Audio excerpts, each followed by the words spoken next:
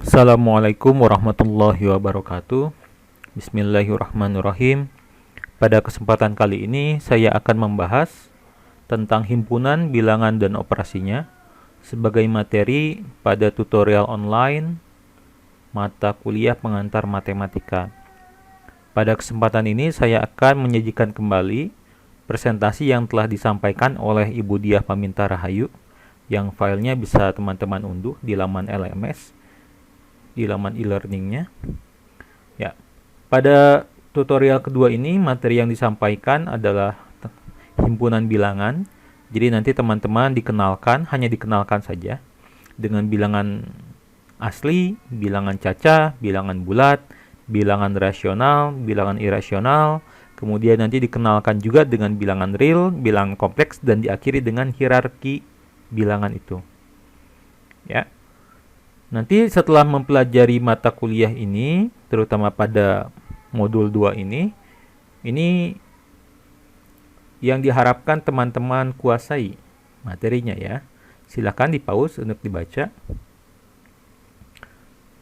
Kita mulai dengan himpunan bilangan asli. Himpunan bilangan asli di sini dinotasikan sebagai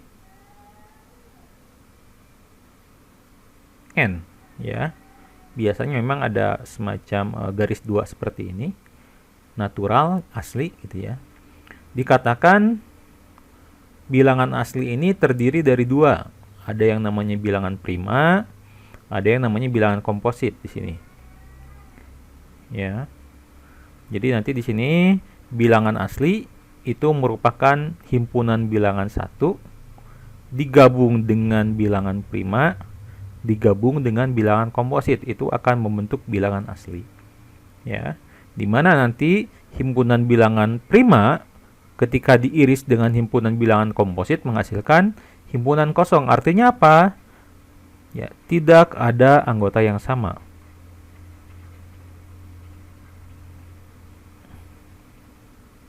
Ya, tidak ada anggota yang sama artinya. Oke, sekarang apa sih bilangan prima? Apa bilangan komposit? Ya.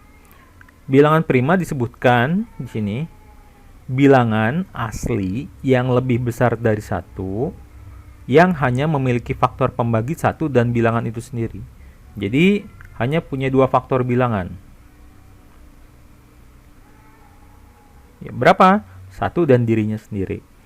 Sedangkan bilangan komposit apa? Bilangan komposit dikatakan bilangan yang bukan prima. Jadi kalau bukan prima masuk ke komposit. Ya. Coba saya jelaskan lebih terperinci. Nih. Jadi tadi dikatakan bilangan prima itu hanya dapat dibagi satu dan dirinya sendiri ya. Jadi kata kuncinya di sini bisa dibagi satu atau dirinya sendiri. Atau dengan kata lain hanya memiliki dua faktor bilangan. Sekarang kita coba mulai dari angka 2. Kenapa 2? Karena tadi dikatakan lebih besar dari 1. Ya, berarti satunya tidak masuk. Berarti kita coba dari 2. 2, coba bagi 1, 2. Oke. Habis ya. Coba 2 dibagi 2. Oh, 1 habis. Berarti 2 memiliki dua faktor bilangan. Berapa? 1 dan 2. Coba saja dibagi 3. 2 dibagi 3 dibagi 4 dan seterusnya, tentu saja tidak akan habis gitu ya. Kita coba bilangan selanjutnya 3. 3 dibagi 1 habis, dapat 3. 3 dibagi 2 tidak, nggak bisa ya. Berarti 2 bukan faktor dari 3. Kemudian selanjutnya di sini 3 dibagi 3 1. Oh, berarti 3 pun punya dua faktor bilangan saja. Berapa? 1 dan 3 gitu ya. Sehingga 3 termasuk bilangan prima. Kenapa? Hanya punya dua faktor bilangan, yaitu 1 dan dirinya sendiri. Kita coba dengan angka 4. 4 dibagi 1, 4 habis gitu ya. 4 dibagi 2, 2 habis. 4 dibagi 4 juga 1 habis. Berarti 4 di sini punya berapa faktor bilangan? Punya 3. Berapa? 1, 2 dan 4. Karena 4 mempunyai lebih dari 2 faktor bilangan, maka kita katakan 4 bukan prima di sini. Atau dengan kata lain 4 merupakan bilangan komposit. Ya. Nah, lihat, karena 2 di sini bilangan genap, maka nanti bilangan genap selain 2 pasti bukan bilangan prima. Sehingga nanti untuk memeriksa bilangan prima, periksa saja bilangan yang ganjil, gitu ya. Nanti kita coba dengan 5. Oh, 5 ternyata prima, 7 prima, ya. 9 bukan komposit. Kenapa? 9 bisa dibagi 1, bisa dibagi 3, bisa dibagi 9, sehingga punya 3 faktor bilangan juga di sana. Ya. 11 juga nanti termasuk prima, 13 juga prima, 15 bukan. Kenapa 15 bukan? Nanti bisa dibagi 1, 3, 5 dan 15 itu sendiri, sehingga punya 4 faktor bilangan. Ya. Jadi nanti bilangan prima itu 2, 3, 5, 7, 11, 13, 17, 19 dan seterusnya. Seperti itu. Kemudian sekarang yang komposit seperti apa? Ya sudah, berarti kalau misalkan bukan prima, ya. Di sini kalau misalkan dia bukan prima, otomatis kita masukkan ke dalam bilangan komposit. Ya, ketika dia bukan prima, otomatis bilangan komposit. Seperti itu ya. Semoga dipahami. Jika ada yang kurang dipahami, silahkan ditanyakan di forum. Kita lanjutkan. Ya. Kemudian sekarang dikenalkan dengan himpunan bilangan cacah. Himpunan bilangan cacah yang seperti apa sih, gitu kan ya? Oh, ternyata bilangan asli di sini n tadi, ingat bilangan asli ya. Ketika ditambahkan anggotanya dengan 0, ya 0 ditambahkan dengan bilangan asli sehingga membentuk 0, ini pakai koma harusnya. 1 2 3 4. 4-nya kemana? Mohon maaf ya, ini mungkin salah ketik. Ini jadi prima nih. Jadi seharusnya 0 1 2 3 4 5 6 7 berapa ya? Terus tidak ada habisnya. Ya. Ini menjadi bilangan cacah. Jadi bilangan cacah adalah bilangan asli dengan tambahan anggota 0. Kemudian ada bilangan bulat. Oh ya, untuk bilangan asli hati-hati notasinya. Ya, ini notasi yang sebenarnya kurang populer. CA gitu. Di sini ada A-nya, cacah mungkin gitu ya. Nanti hati-hati tertukar dengan bilangan kompleks. Bilangan kompleks nanti juga dinotasikan dengan C, tapi hanya C saja, tidak ada A-nya gitu ya. Kalau di sini ada A-nya, jadi hati-hati. Kemudian ini ada himpunan bilangan bulat atau Z. Ya. Himpunan bilangan bulat yang seperti apa? Nah, sekarang tadi kan asalnya kita dikenalkan bilangan asli. 1, 2, 3, 4, 5, dan seterusnya. Kemudian ditambahkan dengan 0 menjadi bilangan cacah. Kemudian ketika bilangan cacah ditambahkan dengan negatif dari bilangan asli, itu dinamakan bilangan bulat. Z ya, di sini bilangan bulat. Jadi bilangan bulat adalah bilangan cacah nih 0, 1, 2, 3 dan seterusnya ditambahkan dengan negatifnya. Maka ini yang menjadi bilangan bulat. Seperti itu. Oke, selanjutnya dikenalkan juga yang namanya bilangan ganjil dan bilangan genap. Ya. Jadi ketika kita mengambil sebuah bilangan bulat, kita nyatakan dia genap atau ganjil bagaimana? Ya, sekarang kalau misalkan atau mungkin saya contohkan sini ya. Ya. Nah, kita lihat dulu sebelah kanan. Jadi nanti ketika kita mengambil sebuah bilangan, misalkan kita katakan n gitu ya, yang termasuk dalam bilangan bulat. Nah, maka n ini kalau misalkan bisa dibentuk menjadi 2 dikali sesuatu, ya, atau bisa dibentuk menjadi 2 dikali sesuatu ditambahkan 1, atau 2 dikali sesuatu dikurangi 1, maka nanti bentuk yang pertama ini kita nyatakan sebagai bilangan genap, ya, n-nya itu menjadi genap. Kalau misalkan dalam bentuk yang satu lagi yang bawahnya di sini, dia menjadi bilangan ganjil. Contohnya, misalkan di sini saya nyatakan 24, ya. 24 termasuk genap atau ganjil? 24 kan bilangan genap ya. Ya. 24 genap ganjil. Oh, ternyata 24 bisa kita bentuk menjadi 2 dikali sesuatu. Tadi gitu kan ya. ketika bisa dibentuk menjadi 2 dikali sesuatu, maka kita katakan genap. Ya. Maka 24 menjadi bilangan genap. Sedangkan contoh lain misalkan 31 di sini, 31 bisa dibentuk menjadi 2 dikali sesuatu, 15 dalam hal ini, ditambah 1 atau 2 dikali 16 dikurangi 1. Ini kan menjadi 31 ya. Karena bilangan 31 dapat dibentuk menjadi 2 dikali sesuatu ditambah 1 atau 2 dikali sesuatu dikurangi 1, maka kita nyatakan sebagai bilangan ganjil. Bagaimana Pak kalau negatifnya? Ya sama. Ketika misalkan dicontohkan negatif berapa? 16 gitu kan ya. Negatif 16 kan bisa kita bentuk menjadi 2 dikali negatif 8 gitu ya. Dalam hal ini berarti K-nya di sini negatif 8. Maka kita katakan negatif 16 sebagai bilangan genap. Ya. Kalau 0 bagaimana? Ya kalau 0 itu juga termasuk bilangan genap. Ya.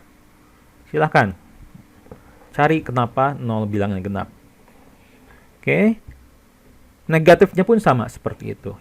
Itu bilangan genap dan ganjil. Sehingga banyak yang menyatakan bilangan genap itu sebagai apa? Sebagai bilangan yang habis dibagi 2. Jadi kalau misalkan habis dibagi 2, kita nyatakan sebagai genap. Kalau tidak habis dibagi 2, maka kita nyatakan sebagai bilangan ganjil. Seperti itu. Next, kita ke bilangan rasional. Apa sih bilangan rasional? Ya. Jadi bilangan rasional ini merupakan bilangan yang dapat kita bentuk menjadi pecahan. Di sini, ini kata kuncinya. Bilangan-bilangan yang kita bisa bentuk menjadi pecahan atau dalam bentuk pecahan seperti ini dengan M dan N-nya, ini kondisi pertamanya. Ya. Harus merupakan bilangan bulat dan N-nya itu tidak boleh sama dengan 0. Ini kondisi keduanya. Ya. Jadi selama bilangan itu bisa dibentuk menjadi M per N atau sudah dalam bentuk pecahan dengan M dan N-nya bilangan Z, bilangan bulat, dan N-nya tidak sama dengan 0, penyebutnya nggak boleh 0 karena kalau penyebutnya 0 nanti tidak terdefinisi atau tak terhingga. Kita nyatakan sebagai bilangan rasional. Ya. Ya, di sini M per N disebut sebagai pecahan, ya. M-nya pembilang, N-nya penyebut. Ingat, ya, kadang tertukar. Jadi ini pembilang, ya, N-nya penyebut. Di sini ketika pembilangnya lebih kecil dari penyebut, maka disebut dengan pecahan sejati. Ini hanya istilah saja. Kemudian kalau misalkan pembilangnya lebih besar daripada penyebutnya, disebut pecahan tidak sejati. Kalau misalkan dibentuk menjadi ada bilangan genap, bilangan bulatnya, nanti biasa dikenal dengan pecahan campuran gitu ya. Nah, sekarang apa sih bilangan rasional itu? Selanjutnya, ketika kita melihatnya dalam bentuk desimal, ya, ada angka di belakang koma. Contohnya ini, misalkan 0,5. Atau di sini 0,0016. Nah, di sini bilangan rasional dalam bentuk pecahan punya dua ciri, punya dua sifat gitu ya. Jadi yang pertama di sini, sifat yang pertama itu dia desimal, saya katakan saja desimal berhingga. Ya, ada ujungnya. Yang kedua merupakan desimal berpola atau kata penghubungnya ya. Jadi ketika kita menemukan desimal yang berhingga, artinya berhingga ada ujungnya, atau desimalnya itu berpola, maka kita pastikan desimal tersebut merupakan bilangan rasional gitu ya. Karena tadi kan bilangan rasional harus selalu dalam bentuk pecahan, kan kita bingung nih. Kalau misalkan dalam bentuk koma seperti ini bener nggak nih bisa dijadikan pecahan gitu kan? Nah, tapi kalau misalkan mempunyai ciri satu saja dari dua ini, maka kita pastikan dia merupakan bilangan rasional gitu ya. Meskipun mungkin nanti ketika desimal berhingganya cukup banyak gitu ya, misalkan 0,0010247106807983 411. Nah, ini kan panjang ya. Tapi kalau misalkan dia punya akhir, ya, tidak diakhiri dengan titik 3 di belakangnya, maka kita pastikan ini juga tetap bilangan rasional. Nanti bentuk pecahannya seperti apa kita pelajari. Ya. Oke, selanjutnya sudah irasional. Kita coba pelajari lebih lanjut yang ini. Oke. Jadi bilangan rasional dinotasikan dengan Ki ya. Tadi dikatakan bilangan yang berbentuk pecahan dengan M dan N-nya bilangan bulat, kemudian N-nya tidak sama dengan 0. Contohnya, kita periksa apakah 5 bilangan rasional di sini.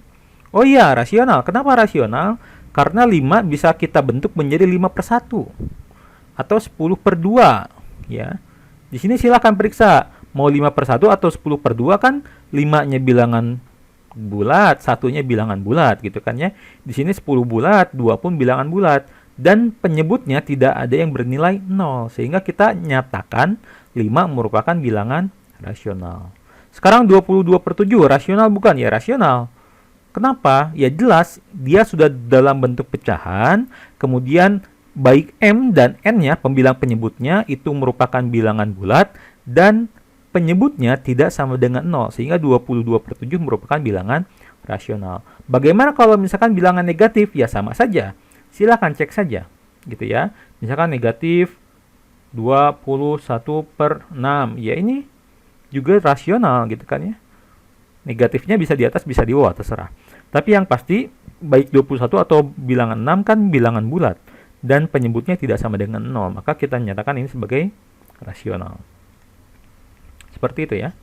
Nah, bagaimana sekarang ketika dikaitkan tadi dengan bilangan desimal? Oke, kita lihat. Tadi, ingat, bilangan rasional dalam bentuk desimal punya 2 ciri. Yang pertama desimal berhingga, yang kedua desimal berpola. Gitu ya. Apa sih maksudnya berhingga dan berpola? Maksudnya tadi berhingga itu dia punya ujung, titik gitu kan ya. Misalkan di sini 0,123. Ini rasional. Kenapa? Ya karena bisa kita bentuk menjadi 123. Tinggal kita ngitung belakang koma ada berapa angka? Ada 1, ada 2, ada 3. Oh berarti tambahin nolnya 3. Jadi 123 dibagi 1000. Silakan cek di kalkulator. Hasilnya 0,123 bukan? Ya. Nah, ketika sudah dalam bentuk pecahan seperti ini kan jadi jelas nih. Ini 123 bilangan bulat, 1000 juga bilangan bulat, kemudian pecahannya bukan merupakan angka 0 sehingga kita nyatakan 0,123 merupakan rasional. Ya. Contoh lagi misalkan yang ini 0,001245. Rasional bukan? Ya silakan tinggal menghitung di belakang koma ada berapa angka di sini? 1 2 3 4 5 6. Tambahkan nolnya 6. 1 2 3 4 5 6. 1 juta gitu ya. Jadi 1245 dibagi 1 juta. Silakan cek kalkulator. Ini hasilnya bukan. Nah, karena bisa dibentuk menjadi pecahan, kita nyatakan sebagai rasional. Satu lagi, cirinya adalah desimal berpola. Contohnya misalkan 0,333333. Ini kan ada polanya ya. Polanya selalu 3. Silakan dicek kalkulator, ini adalah 1/3. Maka 0,3333 merupakan bilangan rasional. Seperti itu. Contoh lain, misalkan ini. Contohnya yang ini ya. Ini contohnya. Apakah 0,1245, 1245, 1245 dan seterusnya gitu kan ya. Artinya 3 titik di belakang koma ini kan nggak berhenti gitu ya. Ini rasional bukan? Nah, caranya gimana? Caranya kita coba kalikan atau kita hitung polanya itu berapa angka. Dalam hal ini polanya ada 4 angka. Maka kita misalkan bilangan yang ingin kita cari rasionalnya itu atau kita ingin cari desimalnya sebagai X gitu ya.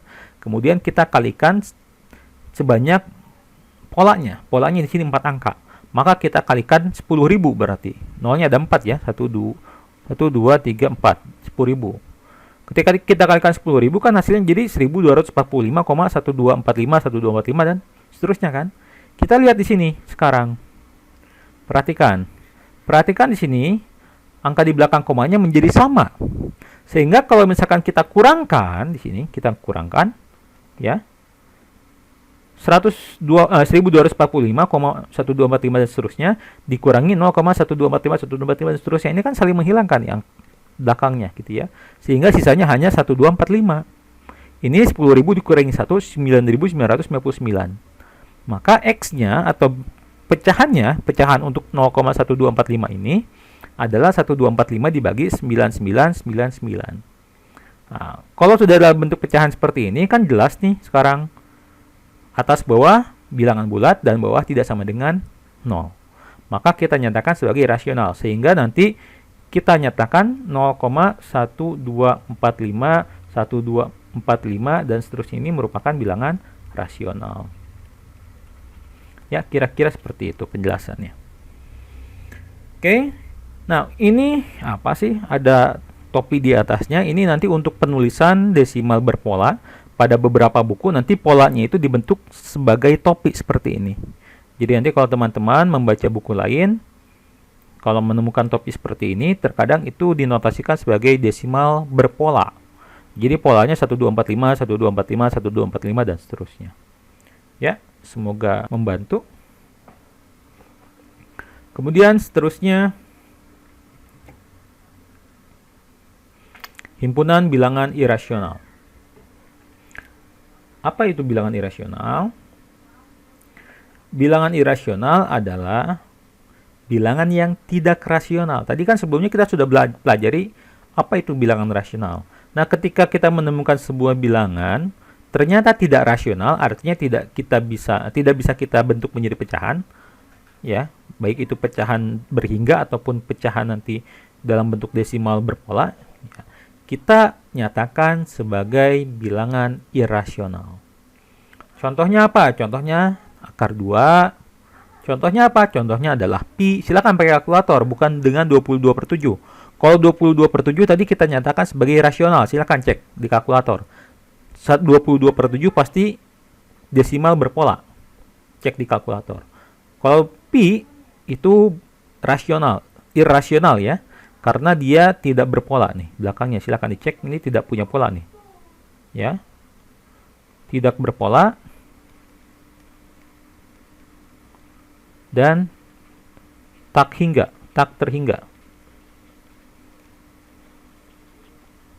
Contoh lain apa? Ya, misalkan banyak di trigonometri kayak misalkan sin 1, sin 2 gitu. Itu merupakan bilangan irasional karena tidak ada polanya.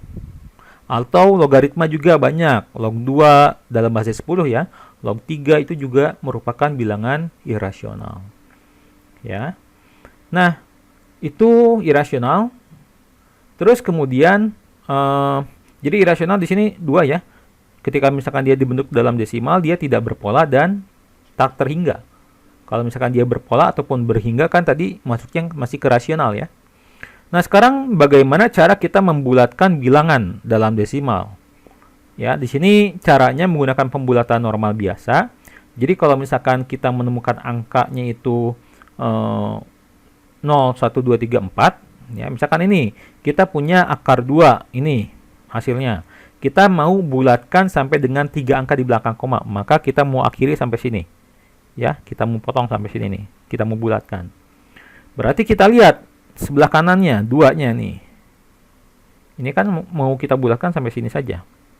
Karena dia kurang dari 5, ya, maka tetap kita nyatakan dalam 1,414.